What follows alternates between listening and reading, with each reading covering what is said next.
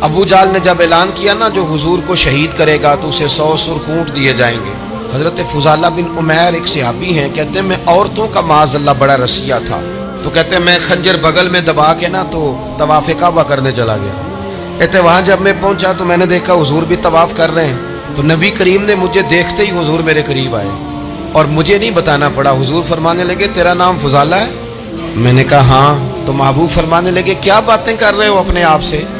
کہتے ہیں میں دل میں سوچ رہا تھا کہ طواف کرتے میرے قریب سے گزریں گے تو خنجر مار دوں گا۔ کیا باتیں کر رہے تھے؟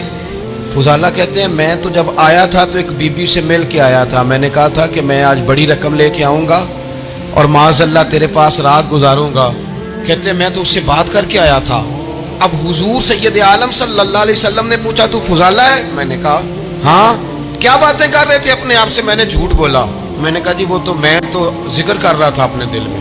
کہتے ہیں حضور مسکرائے اور مسکرا کے فرمانے لگے چل چھوڑ، جس کام آیا تھا وہ کرتا کیوں نہیں؟ میں جو تیرے سامنے کھڑا ہوں تو کرنا، خیال آیا مسلمان نیک و بد پہچان جاتے ہیں اور آقا آدمی کے دل کی باتیں جان جاتے ہیں، کرنا وہ کام۔ تو فضالہ کہتے ہیں کہ میں کانپ گیا، میرے ہاتھ سے وہ خنجر گر گیا، حضور نے میرے سینے پہ ہاتھ پھیرا، اس طرح پھیرا کہ زندگی میں اتنا سکون کبھی نہیں ملا، میں قرار محسوس کرنے لگا۔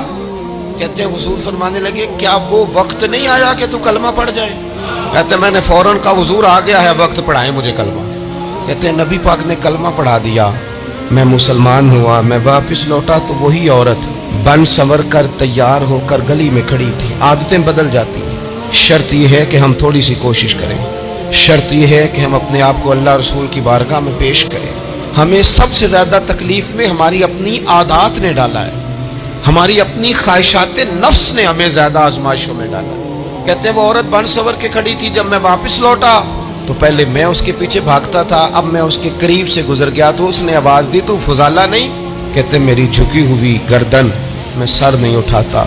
مجھے کہنے لگی تو وہ نہیں ہے جو فضالہ ہے؟ میں نے کہا ہوں میں فضالہ، پر وہ والا نہیں جو تجھے ملا کرتا تھا۔ کہا تو اب کون ہے؟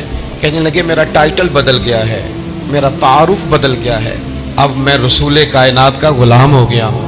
اب لوگ مجھے مسلمان کہتے ہیں، اب میری نگاہوں میں جچتا نہیں کوئی، جیسے میرے محبوب ہیں ایسا نہیں کوئی۔ کہتے ہیں بدل کے یاد میں وہی ہوں پر میرا لہجہ میرا مزاج ہی بدل